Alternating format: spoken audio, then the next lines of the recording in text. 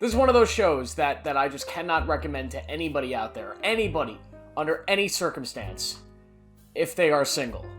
You coupled people out there, you people in nice relationships, go ahead, watch this one, enjoy it. If you're single, yeah, you might want to skip this one. So I just watched Normal People, and yeah, I'm a few years late on this one. This one came out all the way back in 2020, so I'm not going to title this like official review. I'll give it some other clickbaity title to try to get views, but this is essentially going to be my review of this series. I kind of binge watched the whole thing in a couple days. It's 12 episodes, sat through, pretty much all of it in 2 sittings, and yeah, I have a lot to say about it because it is one of the most emotionally reckoning shows I have ever experienced in my entire life. And yeah. So what is Normal People? Normal People is a show that is on Hulu. It's based off a book that was written by Sally Rooney, and it stars Paul Mescal and Daisy Edgar Jones. And this is really Paul Mescal's first, big break in Hollywood. This is, his first big role, at least I think. Maybe I'm wrong. I don't know. Tell me if I'm wrong.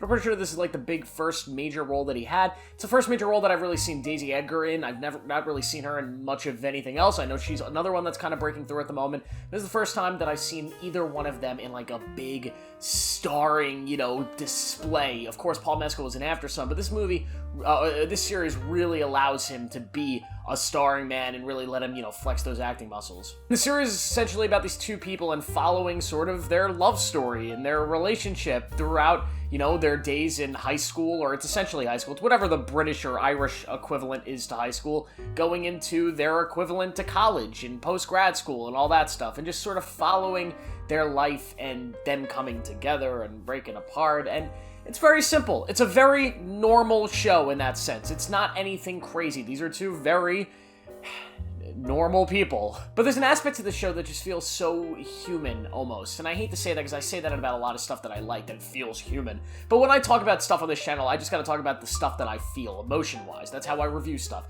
And this show, from a feeling sense, connected with me so much because there's something so human and so real about these characters and their day-to-day, lives. And there are problems that I have with this show, and it's really when it starts to feel less than human. But I'll get to that in a little bit later. But the show does a really, really good job of pacing itself. Pretty much every single episode is a little piece of time, a little part of these people's lives, and we see little glimpses of their story, and then we jump about a month, sometimes 2 months, sometimes 6 months in between each episode and catch up to see where their relationship and where their lives have gone since then. It's not so much like the Before trilogy, where we're kind of getting a decade, we're skipping decades each time. It's sort of like that, but in a smaller dose, in a smaller condensed period of time, and it works really well, especially with the short runtime on these episodes. The fact that they're 20-30 minutes, you feel like every episode is a very large chapter for these characters, but you're getting it very quickly, and it made the show very easy to watch and very bingeable, and it made the pacing of the show kind of incredible. It is a show that could have very easily been boring and very generic, but it ends up being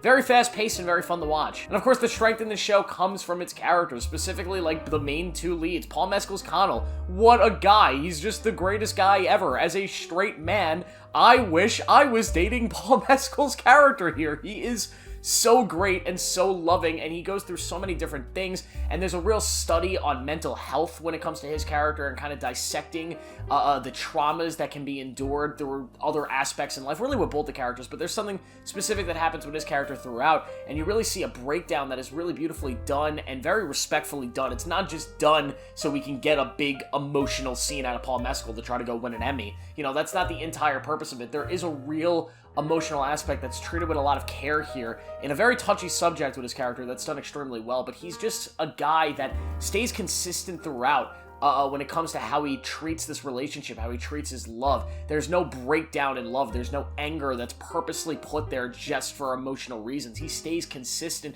throughout, and it's done with such ferocity and such amazement that I absolutely loved every second of his character. And it's completely and utterly and beautifully contrasted with Daisy Edgar Jones's character. Her character, Marianne, is this tough, gritty, but stubborn type of, strong female character. She's beautiful, but she's also smart and tough and a badass in a way. And because of that, she does a lot of stuff that might not be likable. There's a lot of things and decisions that she makes later in the season where you're like, oh, I don't really like her character. And decisions that Paul Mescal makes early in the season where you're like, I don't really like him. And they both kind of go through these development cycles, discovering who they are, kind of making this switch. It's almost in 21 Jump Street, where in high school, Channing Tatum's this cool guy and Jonah Hill is this loser. And then when they go back undercover, Jonah Hill's the cool guy and Channing Tatum's the loser, and you sort of see something like that here that creates this weird dynamic between the two of them, but it's also the development of the characters, and seeing, especially Marianne, I mean, the first few episodes of the season, compared to where she is at the end, it's almost two completely different characters,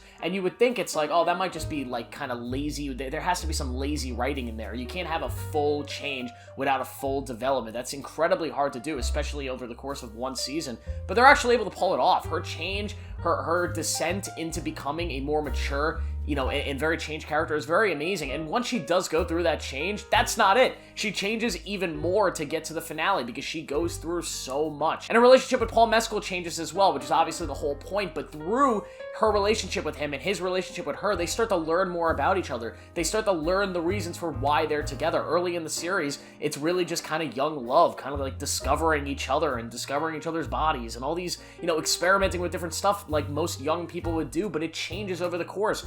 Other parts of the series, they're with each other because of something that's going on in their personal lives, and they're kind of returning to the comfort of each other, but they're not really with each other for the right reasons, and it develops and it develops and it develops, and then you get to like the finale where it's really kind of changed and organized itself into one coherent relationship, and you sort of understand fully the real reason why they love each other and why they're together, and it comes together really, really well, although the finale, it kind of pulls a Sopranos here, you know, it ends where in kind of like the middle, and I didn't really like that, but you know what, to each their own. And that's where I'll get to, like, some minor stuff that I didn't love. I have some minor gripes, and it's the main thing that, like, sometimes things do happen just because I feel like they needed it to happen. What do I mean by that? Well, I feel like sometimes, you know, we're in episode, I don't know, 5 or 6, I'm just spitballing, and the writers are like, all right, in episode 6, we need them to be apart. We need them to be split up. But we don't really know how to get there. We're at point A, we need them to get to point B so we can eventually get to point C. How do we get to point B? And sometimes it felt like they maybe didn't exactly have a great idea to get them to point B. So they were like, fuck it, let's just put him at point B, and we'll say, because there was a time jump, we'll just kind of ignore the reasons why. So because of aspects like that, it kind of took me out of the story, because I realistically had to sit there and say, in real life, would this have taken place? Would these characters have split up in this moment? Would this have really caused a divide? Like, and sometimes, for me at least personally, it just didn't connect with me. I said to myself, no, probably not. That probably wouldn't have happened that way. So it sort of took me out of it a little bit. But it's not that egregious. It's not like they take like a 20, 30-year lazy time jump and then just don't explain anything that happened in between. It's really not that egregious. There were just 1 or 2 moments in the show where I just started becoming a little bit frustrated because I was like, come on, really? Like, that doesn't make any sense. But overall, this show is absolutely beautiful. And so as somebody who is single, this movie made me want to get in my car and drive 100 miles per hour straight into a tree. Yeah, it's one of those shows. It's a horror, and it could lead to a real yearning to commit suicide. And although I am joking, it is a hard show to watch as a single person who would desperately wanted Daisy Edgar Jones in their life. Come on, man! But it is a beautiful watch. It's worth all the hype that I see it get online. It's a really emotional show. One of the best depictions of relationships, of love, of trauma, of family struggles, of all these different ideas and themes condensed into a really fast-paced, really fun 12-episode runtime that you could really, honestly, probably watch in one sitting. And it's a show that I'm going to be thinking about a lot. Also, before I forget, the music. Yeah, it has one of the best soundtracks I've ever seen in a short, limited series. The soundtrack is amazing, both in its kind of score, I think, the original pieces it has, and also the music choices when it goes out and selects other songs. It reminded me a lot of The Leftovers, the score from that. And the show in general, which, listen, it's nothing like The Leftovers when it comes to, like, the actual story, but some of the themes of kind of family trauma and holding on to each other kind of reminded me of The Leftovers. Maybe I'm just really reaching there, but just for me, the vibe that I kind of got. But overall, this is an amazing show. I'll give it a 4.5 out of 5. Normal people, go watch it, unless you're single. Then go watch something else. I don't know. Watch Lost or let's go play Doom. Play Doom, baby. Doom Slayer. Yeah, kill some demons. Why not? But yeah, that's the video, guys. I hope you guys enjoyed it. Please make sure to like and subscribe. Please make sure to turn on notifications, and I will see you in my next video.